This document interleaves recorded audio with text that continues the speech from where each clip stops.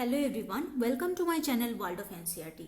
আজকের ক্লাসে আমরা প্যাভলভস থিওরি অফ লার্নিং নিয়ে ডিসকাস করব। এটাকে একটু বিশদভাবে জানবো, খুব সহজে বুঝতে চেষ্টা করব যে প্যাভলভের থিওরিটার মধ্যে কি আছে।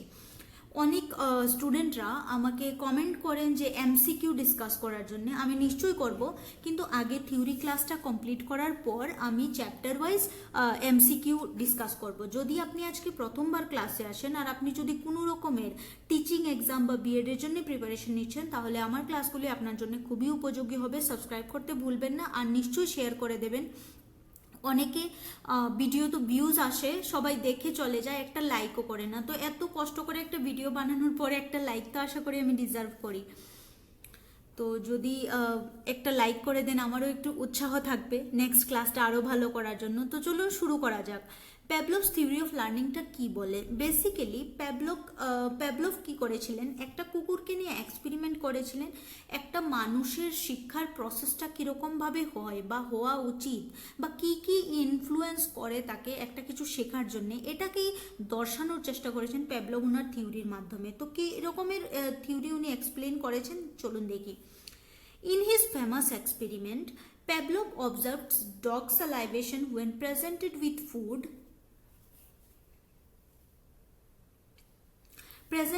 food and unconditioned stimulus.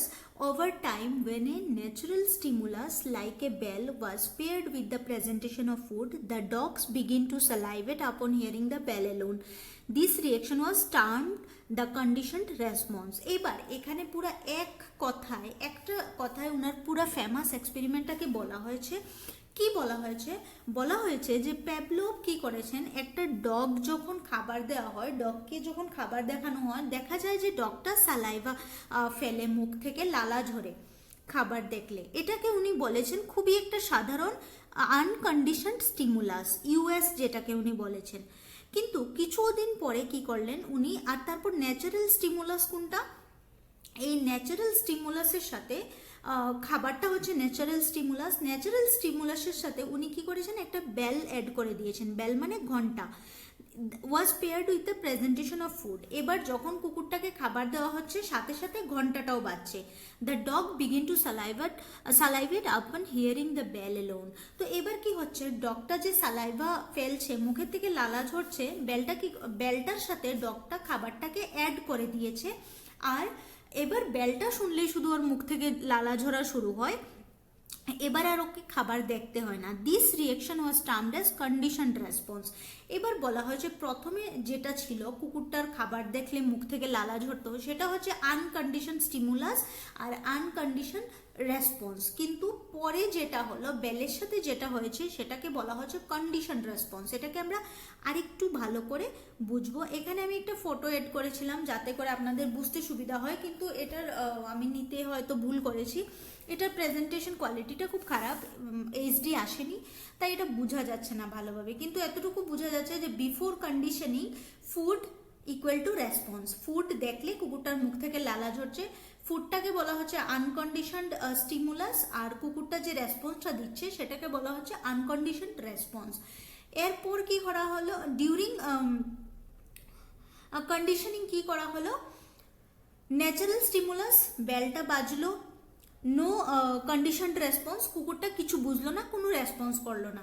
Second কি হলো, সেকেন্ড স্টেপে ডিউরিং কন্ডিশনিং কুকুরটাকে বেলও বাজানো হলো, সাথে করে ফুডও দেওয়া হলো, ফুড আর বেল একসাথে দেওয়া হলো। এবার কুকুরটার কি হলো, খাবারটা দেখে মুখ থেকে লালা ঝরলো, কিন্তু বেলটার প্রতি কুকুরটার ডাইরেক্ট কোনো ইম্প্যাক্ট হলো না। কিন্তু দুইটা জিনিসকে যখন একসাথে অ্যাড করে দেওয়া হলো, ফোর্থ স্টেপে দেখা যায় আফটার কন্ডিশনিং, এবার কুকুরটার আর খাবার দেখতেই হয় না, ওর শুধু বেলটা শুনলেই মুখ থেকে লালা ঝরা শুরু হয়। এটাকে বলছে, এবার বেলটাকে বলছে কন্ডিশনড স্টিমুলাস, মানে কন্ডিশন অ্যাপ্লাই করার পর কি হয়েছে, আর কুকুরটার এর পরে যে রেসপন্সটা দেখিয়েছে, এটাকেই বলছে কন্ডিশনড রেসপন্স। যারা বাংলায় পরীক্ষা দিচ্ছেন তারা বাংলায় একটু ক্লাসটা দেখার পর একটু পড়ে নেবেন, চ্যাপ্টারটা ইজি হয়ে যাবে। এবার প্যাভলভের থিওরিটা স্পেশালি কি বলেছে, আনকন্ডিশন স্টিমুলাস ইউসিএস যেটাকে বলা হয়, a stimulus that naturally triggered response. Unconditional স্টিমুলাসটা কি করছে, a stimulus that naturally unconditioned response, the natural unlearned response to the UCS or the salivation. এবার একদম খাবারটা যখন কুকুরটার সামনে দেওয়া হচ্ছে, কুকুরটা কি করছে, মুখ থেকে লালা ঝরছে। আর আনকন্ডিশনড স্টিমুলাস কোনটা ছিল? আনকন্ডিশনাল স্টিমুলাস ছিল খাবারটা, আর আনকন্ডিশনাল রেসপন্স কোনটা? যখন কুকুরটার মুখ থেকে লালা ঝরছে। এবার কন্ডিশন স্টিমুলাস কোনটা? কন্ডিশনস হচ্ছে a preciously natural stimulus that after association with UCS elides a conditioned response, the bell. এবার বলছে যখন প্রিভিয়াসলি ন্যাচারাল নিউট্রাল স্টিমুলাস যেটা ছিল, নিউট্রাল স্টিমুলাস প্রথমে কোনটা ছিল? লালা ঝরাটা। আফটার অ্যাসোসিয়েট উইথ ইউসিএস, যখন খাবারের সাথে এটাকে মিশিয়ে দেওয়া হলো, ইলিসিট এ কন্ডিশন রেসপন্স, তখন ওর কুকুরটার অন্যরকম রেসপন্স আমরা দেখতে পেলাম। কীরকম রেসপন্স দেখতে পেলাম? এবার দেখলাম যে বেলটা শুনেই ওর রেসপন্সটা একরকম, ওইটাকে বলা হচ্ছে কন্ডিশন স্টিমুলাস। এবার কন্ডিশন রেসপন্স কি? The learned response to the condition stimulus. এবার যেই রেসপন্সটাও শিখেছে যে বেলটা বাজলেই এবার আমার খাবার আসবে আর আমার মুখ থেকে লালা ঝরবে, এই যে কন্ডিশন অ্যাপ্লাইটা হয়েছে ওর উপর, ওইটাকেই বলা হচ্ছে কন্ডিশন স্টিমুলাস। কোনটা? সালাইভেশন অন দ্য বেল। বেল শুনে এবার যখন ও লালা ঝরাচ্ছে মুখ থেকে কুকুরটা, তখন এটাকে বলা হচ্ছে কন্ডিশন স্টিমুলাস। নেক্সট দেখি, Pavlov's theory is significant in understanding human behavior and learning, particularly in how emotional responses and habits are formed through associations. বলছে প্যাভলভের যে থিওরিটা বেসিক্যালি মানুষের আন্ডারস্ট্যান্ডিং বিহেভিয়ারটা বোঝার জন্য এবং লার্নিং প্রসেসটা বোঝার জন্য একটা ইমোশনাল রেসপন্স মানুষ বিভিন্ন সময়ে কীরকমভাবে দেয় সেটা বোঝার জন্য প্যাভলভের থিওরিটা খুব গুরুত্বপূর্ণ। It has been foundational in behavioural psychology, influencing three piece and educational approaches. এই যে প্যাভলভের থিওরিটা কোন কোন ক্ষেত্রে ওনার থিওরিটা খুব অ্যাপ্লাই করা যায়? বিহেভিয়ারাল সাইকোলজি, মানুষের সাইকোলজি, বিহেভিয়ার, একটা মানুষ কীরকমভাবে বিহেভ করে, এই বিহেভিয়ার সাইকোলজিটা বোঝার ক্ষেত্রে কাজ দেয়। ইনফ্লুয়েন্সিং থেরাপিস, কোনো একটা মানুষকে তুমি কিভাবে থেরাপি দেবে, যেমন কেউ যদি পড়াশোনা শিখতে একটু দেরি হয়, ওকে বুঝিয়ে দেওয়া হলো, একটা রেসপন্স দেওয়া হলো যে তুমি যদি এই ম্যাথটা করো তোমাকে এই চকলেটটা দেওয়া হবে, এরকমভাবে ইনফ্লুয়েন্সিং থেরাপিস করা যেতে পারে। আর অ্যান্ড এডুকেশনাল অ্যাপ্রোচেস, এটার বিভিন্ন এডুকেশনাল দিকেও এটাকে অ্যাপ্লাই করা যেতে পারে। এই ছিল প্যাভলভের থিওরির। এবার এখানে বলা হচ্ছে ইন কনক্লুশন। ইন কনক্লুশন বলতে এখানে কিন্তু চ্যাপ্টারের কনক্লুশন না, বলা হচ্ছে এই যে আইডিয়াটার কনক্লুশনে আমরা বলতে পারি Pavlov's classical conditioning highlight the process of learning through stimulus association, providing deep insights into behavior information and modification. প্যাভলভের এই থিওরিটাকে বলা হয় classical conditioning theory. Classical conditioning থিওরির মধ্যে কোয়েশ্চেন আসে যে ক্লাসিক্যাল কন্ডিশনিং থিওরিটি কে দিয়েছিলেন? প্যাভলভ দিয়েছিলেন। ইভান প্যাভলভ ওনার পুরো নাম। ক্লাসিক্যাল কন্ডিশনিং থিওরির মধ্যে কাকে নিয়ে এক্সপেরিমেন্ট করা হয়েছে? একটা ডগকে নিয়ে করা হয়েছে। এটা কি করে? Learning through stimulus association, stimulus অ্যাসোসিয়েশনের মাধ্যমে কীরকমভাবে শিক্ষাটা হয়, providing deep insight into behaviour formation and modification, কিভাবে একটা মানুষের মধ্যে আমরা বিহেভিয়ারটা ফর্ম করতে পারি, মানুষের মধ্যে বা অ্যানিম্যালের মধ্যে, আর এটাকে কিভাবে মডিফাই করতে পারি। প্যাভলভের ক্লাসিক্যাল কন্ডিশনিং থিওরিটা এটাই ভালো করে বোঝায়। এবার এই প্যাভলভ থিওরিটার যা এডুকেশনাল ইমপ্লিকেশনস কি আমরা দেখব। The educational implications of Pavlov's classical conditioning theory are significant in understanding how students acquire certain behaviors, habits and emotional responses in the classroom environment. এবার আমরা দেখি যে একটা ছোট বাচ্চা যখন নার্সারিতে পড়ে ওকে গান গেয়ে নেচে পড়ানো হয়। কেন পড়ানো হয়? ওর বিহেভিয়ারটা কীরকমভাবে প্রেজেন্ট করার জন্যে। তো আমরা কি আশা করি যে এই বাচ্চাটা বড় হয়ে এই নেচে নেচে কথা বলবে? না, ওই বয়সে ওই বাচ্চাটার জন্য যেটা উপযুক্ত আমরা ওই অনুযায়ী বিহেভ করি। তো বলছে educational implications of classical conditioning theory are significant. Classical conditioning থিওরির যে এডুকেশনাল ইমপ্লিকেশনসটা এটা গুরুত্বপূর্ণ। কেন গুরুত্বপূর্ণ? In understanding how students acquire certain behaviour, কি করে একটা বাচ্চা জিনিসগুলি শিখে সেটা বোঝার জন্যে বাচ্চাটার হ্যাবিট ফরমেশন কীরকমভাবে হয়, একটা বাচ্চার মধ্যে অভ্যাস কি করে হয়, অ্যান্ড ইমোশনাল রেসপন্স, যে টিচার বকা দিলে কেঁদে দিতে হবে, টিচার যদি বলে শাট আপ চুপ করতে হবে, এরকম বিভিন্ন রকম ইমোশনাল রেসপন্সগুলি কীরকমভাবে দিতে হয় এটা বোঝার জন্যে আমার এই ক্লাসিক্যাল কন্ডিশনিং থিওরিটা জানতে হবে ইন দ্য ক্লাসরুম এনভায়রনমেন্ট। এবার সবার আগের কথা হচ্ছে আমরা এটা কেন পড়ছি, প্যাভলভের ক্লাসিক্যাল কন্ডিশনিং থিওরিটা আমি যদি টিচার হতে চাই আমার জানতে হবে আমার ক্লাসরুমে আমি এই থিওরিটাকে কিভাবে অ্যাপ্লাই করব। এটাকেই বলা হচ্ছে educational implications, at the same time এটাকেই বলা হচ্ছে রোল অফ টিচার। যখনই প্যাডাগজির কোনো একটা পয়েন্টে এই কথাটা আসবে যে রোল অফ টিচার কি, এই আপনারা ধরে নেবেন যখনই একটা টপিক পড়ছেন ভাববেন সাথে সাথে এই টপিকটাকে আপনি ক্লাসে কিভাবে অ্যাপ্লাই করবেন, এটাই হচ্ছে রোল অফ টিচার। তো রোল অফ টিচার আর educational implications almost same. Developed by Ivan Pavlov, this theory emphasizes learning through association, and it has several implications in education to promote positive learning experience and shape student behavior.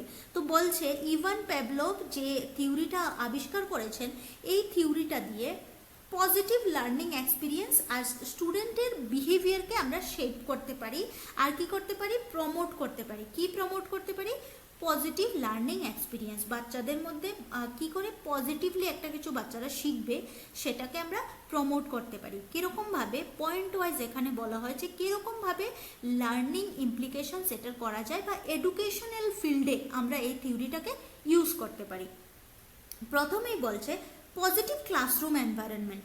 সবার আগে তো আমি positive classroom environment বানাবো। Positive classroom কেমন, যে আমি কি ক্লাসরুমে গিয়ে ধূপকাঠি জ্বালিয়ে দেবো পজিটিভ বানানোর জন্য? না, প্রথমেই একটা লাইট মুড নিয়ে ক্লাসে এন্টার করতে হবে, একটা হাসি মুখ নিয়ে ক্লাসে এন্টার করতে হবে, যাতে অ্যাজ এ টিচার আপনাকে দেখে বাচ্চাটার একটা পজিটিভ ফিল হয় ক্লাসের মধ্যে, ভয় না লাগে যে আমার টিচার এসে গেছে এখন আমাকে মারবে বা কিছু একটা, ওই রকম যাতে না হয় একটা পজিটিভ এনভায়রনমেন্ট প্রথমে তো করতে হবে। Classical conditioning can be use to create a positive classroom atmosphere.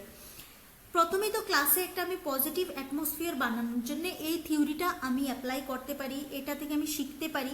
For example, when teachers consistently use praise or encouragement condition stimulus, বলছে এখানে যেমন কন্ডিশন স্টিমুলাস কোনটা ছিল, এখানে কন্ডিশন স্টিমুলাসটা ছিল বেলটা।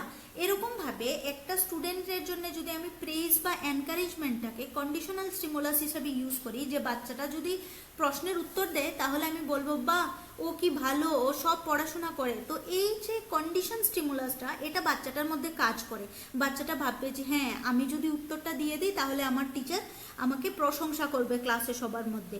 তো এটা হয়ে যাবে conditional stimulus. And good performance uncondition stimulus. এবার কি হলো, বাচ্চাটা এই কন্ডিশনাল স্টিমুলাস ইউজ করতে করতে আফটার গুড পারফরমেন্স, যখন বাচ্চাটা একটা ভালো পারফর্ম করবে তখন আপনি কি করবেন, স্টিমুলাসটা দেবেন কি কন্ডিশন স্টিমুলাস। আনকন্ডিশন গুড পারফরমেন্সের সাথে students associate learning with positive emotions, conditions response, fostering a more motivate and enthusiastic attitude towards learning. এবার বলছে বাচ্চাটা কি করলো, বাচ্চাটা তো উত্তর দেবে, এটা হচ্ছে আপনি যখন প্রশ্ন করবেন একটা বাচ্চাকে ক্লাসে, বাচ্চাটা উত্তর দিল, এটা হচ্ছে আনকন্ডিশনাল স্টিমুলাস, ঠিক আছে। এই আনকন্ডিশনাল স্টিমুলাস গুড পারফরমেন্সটা, উত্তর যে দিল বাচ্চাটা এটা হলো আনকন্ডিশনাল স্টিমুলাস। এবার আপনি কি করলেন, এটার সাথে একটা কন্ডিশনাল স্টিমুলাস অ্যাড করে দিলেন। কন্ডিশনাল স্টিমুলাস কি, তুমি যদি গুড বিহেভিয়ার করো তাহলে আমি তোমাকে প্রশংসা করব, এই প্রশংসাটা হয়ে গেল কন্ডিশন স্টিমুলাস। এবার এটা যখন কন্টিনিউয়াস চলতে থাকলো বাচ্চাটা শিখলো যে আমার গুড বিহেভিয়ারের দ্বারাই আমি কি প্রেজ পেতে পারি বা আমার এটা অভ্যাস হয়ে যাবে ওই বাচ্চাটার, তখন বাচ্চাটা কি করবে, কন্ডিশন রেসপন্স দিয়ে দেবে। এবার আপনি যদি প্রশংসা ইন ফিউচার আর নাও করেন তখনও বাচ্চাটা ক্লাসে দাঁড়িয়ে সবার মাঝখানে উত্তর দেওয়াটা যে এটা শিখে নেবে, তো ওইটা হয়ে যাবে বাচ্চাটার কন্ডিশন রেসপন্স।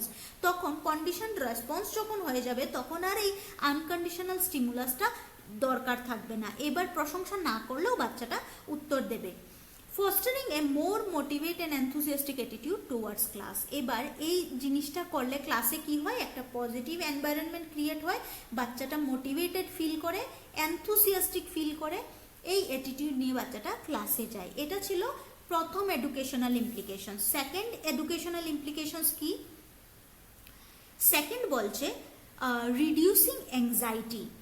রিডিউসিং অ্যাংজাইটিটা কিরকম ভাবে দেখি আমরা, বলছে the theory can help reduce anxiety and fear in students. প্রথমে যে আমরা বললাম যে একটা টিচার যখন পজিটিভ এনভায়রনমেন্ট ক্লাসে সৃষ্টি করবে তখন বাচ্চাদের মধ্যে থেকে ভয়টা চলে যাবে।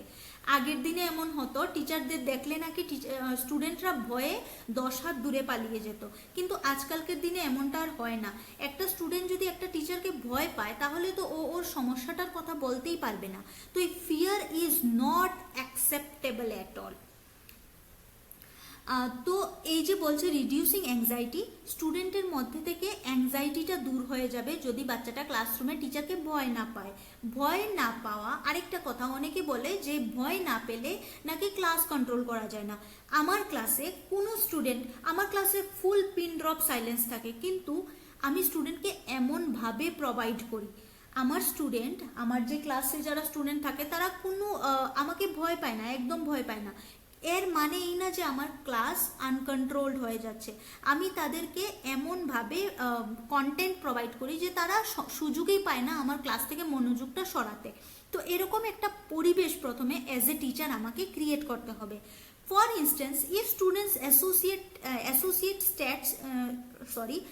tests or exam with stress or fear, unconditioned response, teacher can change these by providing supportive, calm environment during assessment, helping to condition a more relaxed response to testing. এবার জেনারেলি কি হয়, বাচ্চাদের মধ্যে একটা স্ট্রেস থাকে, fear থাকে, কি নিয়ে? এক্সাম নিয়ে। এক্সামে কি আসবে, এক্সামে কি না আসবে।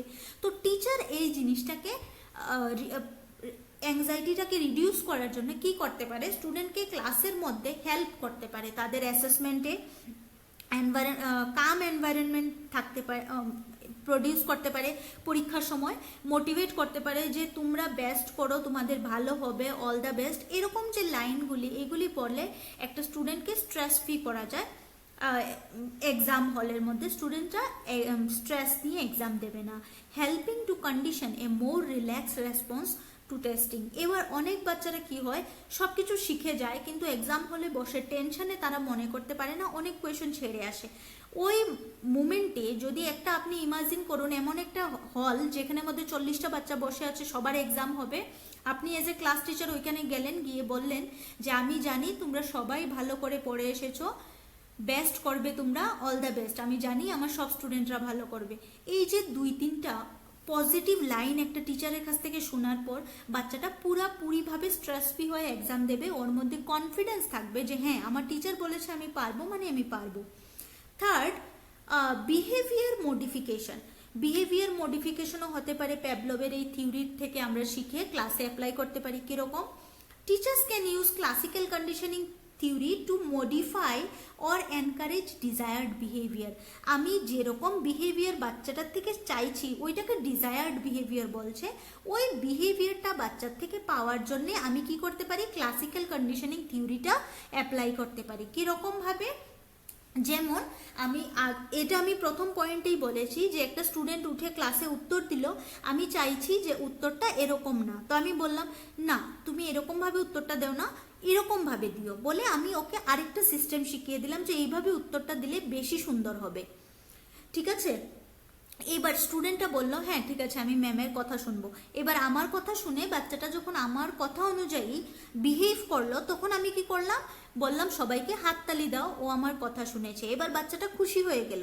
তো এই যে ক্লাসিক্যাল কন্ডিশনিং থিওরিটা আমি একটা বাচ্চার মধ্যে অ্যাপ্লাই করে আমি ডিজায়ার্ড বিহেভিয়ারটা পেতে পারি। For example, associating good behaviour with rewards. এই যে বললাম গুড বিহেভিয়ারের সাথে রিওয়ার্ড, এখানে রিওয়ার্ডটা হচ্ছে আমার clapping, such as verbal praise or privileges. Privilege দিতে পারি যে আজকে তুমি ফার্স্ট বেঞ্চে বসবে, বা আজকে তুমি ক্লাসের মনিটর কারণ তুমি আজকে ভালো বিহেভ করেছো, বা ভার্বাল প্রেজ করতে পারি যে তুমি খুব ভালো ছেলে, ওর থেকে দেখে শিখো, অন্যদেরকে আমি বললাম। তো এরকম মৌখিক যে প্রেজটা, প্রশংসাটা, এটাও একটা বাচ্চার বিহেভিয়ার মডিফিকেশনের ক্ষেত্রে খুব কাজ করে। Condition student to repeat the behaviour to receive positive reinforcement. এবার টিচার থেকে ভালো প্রশংসাটা শোনার জন্য স্টুডেন্টটা কি করবে, সব সময় ভালো ভালো কাজ করবে। দেখবেন আপনারা যারা স্কুলে পড়াশোনা করেছেন, দেখবেন প্রতি ক্লাসে এমন কিছু স্টুডেন্ট থাকতো, তারা একটু টিচারের প্রশংসা পাওয়ার জন্য কোনো একটা প্রোগ্রাম হলে শুধু একদম অনেক কাজ করতো। কেন? তারা কি চাইতো, যে টিচারের একটা কথা, যে বাহ তুই অনেক কাজ করেছিস, তুই অনেক ভালো, বা এই যে পজিটিভ রিইনফোর্সমেন্টের জন্য তারা অনেক কাজ করতো। তো এইভাবে করে আমরা কি করতে পারি, একটা বাচ্চার মধ্যে গুড বিহেভিয়ার ইনকালকেট করতে পারি। 4th নাম্বার আসছে হ্যাবিট ফরমেশন। হ্যাবিট ফরমেশনটা কিরকম হচ্ছে, classroom routines like starting class with a specific song or sound condition stimulus can signal student to focus on the lesson. Over time, students automatically adjust their behavior in response to these stimuli, promoting orderly habits. বলছে যে কোন ক্লাসরুমে একটা আমরা routine habit বানানোর জন্য একটা routine create করতে পারি, যেমন একটা সং বা সাউন্ড ইউজ করতে পারি। আমি এখানে বললাম যে কোনো একটা মেডিটেশন, আমি আমার ক্লাস শুরু করার আগে আমি 5 মিনিটের জন্য বাচ্চাদেরকে বললাম আমরা আগে মেডিটেশন করব, তারপর আমরা ক্লাসে যাব। এটা যখন আমি লং টাইম করলাম, প্রতি ক্লাসে আমি 5 মিনিট আগে একটা মেডিটেশন করলাম, তারপর আমি ক্লাসে গেলাম। এবার আমি ক্লাসে এন্টার করার সাথে সাথে বাচ্চাটার হ্যাবিট হয়ে গেল যে আগে আমাকে 5 মিনিট মনোযোগ কনসেন্ট্রেট করার জন্য মেডিটেশন করতে হবে, তারপর আমি ক্লাসে যাব। তো এরকম ভাবে students automatically adjust there behaviour in response to this stimuli, promoting orderly habits. এইভাবে বাচ্চাদের হ্যাবিট ফরমেশন হয়ে যায়।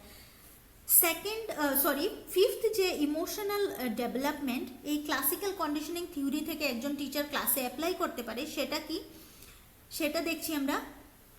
ইমোশনাল ডেভেলপমেন্টে বলা হচ্ছে positive associations between school related activities and emotions can influence students long term attitude towards learning.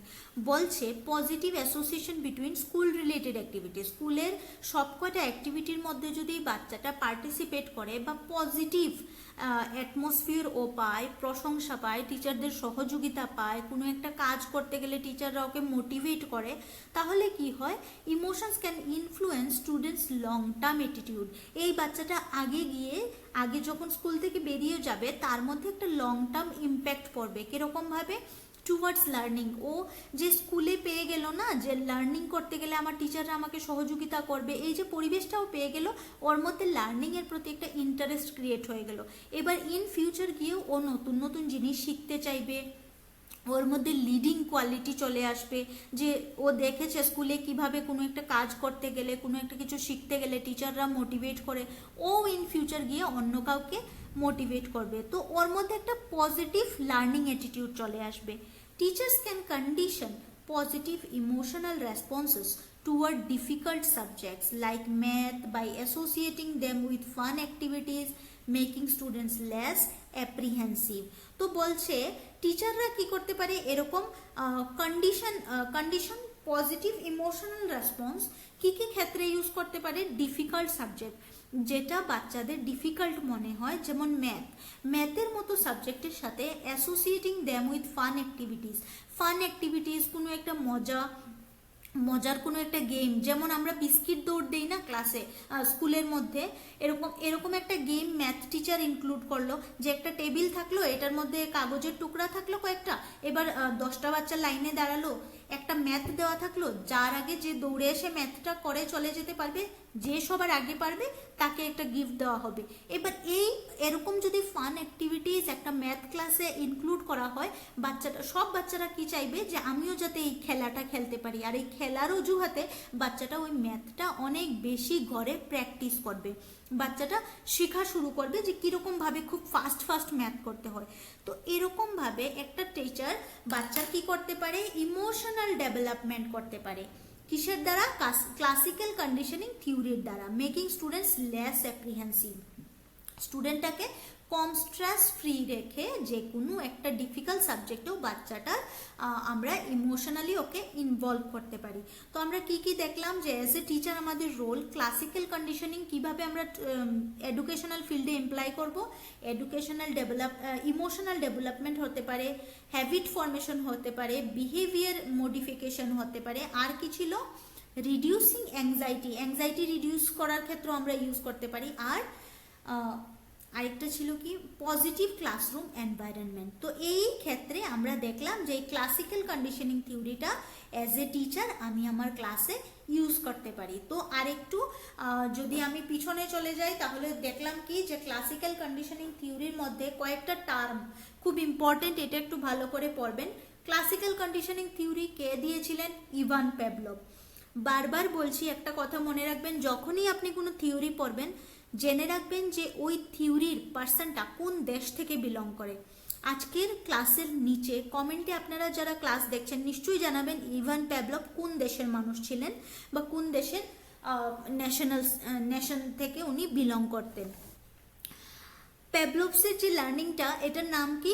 Classical conditioning. এটার মধ্যে 4টা ধারণা ছিল। কি কি? একদম সিম্পল। প্রথমটা হচ্ছে আনকন্ডিশনড স্টিমুলাস। আনকন্ডিশন স্টিমুলাসের সাথে কি আছে? Unconditioned response. তারপর কি আসে? আরো 2টা টার্ম, এই ইউটা কেটে যদি দেই আমরা, তারপরেরটা হচ্ছে কন্ডিশন স্টিমুলাস, কন্ডিশন রেসপন্স। এই কন্ডিশন রেসপন্সটা হচ্ছে লালা ঝরা, আর কন্ডিশন স্টিমুলাসটা কি? বেল বাজানো। আনকন্ডিশনাল স্টিমুলাসটা কোনটা ছিল? ফুড প্রেজেন্ট করা। আর আনকন্ডিশনাল রেসপন্সটা কি ছিল? লালা ঝরানো। এবার লাস্টে আমরা যখন দেখছি কন্ডিশন রেসপন্সে আমরা দেখছি যে আর কোনো খাবার সামনে নেই, এবার শুধু বেলের আওয়াজ শুনেই কুকুরটা মুখ থেকে লালা ঝরছে। আশা করি আপনাদের আইডিয়াটা ক্লিয়ার হয়েছে। যদি আইডিয়াটা ক্লিয়ার না হয়ে থাকে বা কোনো কিছুতে আপনাদের মনে হয় যে আমি বুঝাতে পারিনি বা আরেকটু সহজ করে বুঝালে ভালো হতো, কমেন্টে জানাবেন, আমি নিশ্চয়ই নেক্সট ক্লাসে দেখব। আর কয়েকজন আমাকে বলেছিলেন যে এমসিকিউ ক্লাসের সাথে অ্যাড করে দেওয়া। এটার একটা কারণ হচ্ছে আমি যখন একটা ক্লাস করাই ক্লাসটা অনেকটা বড় হয়ে যায়, তো এর থেকে বেশি লেংদি আমি করতে চাই না, তাই এটার সাথে এমসিকিউ অ্যাড করছি না।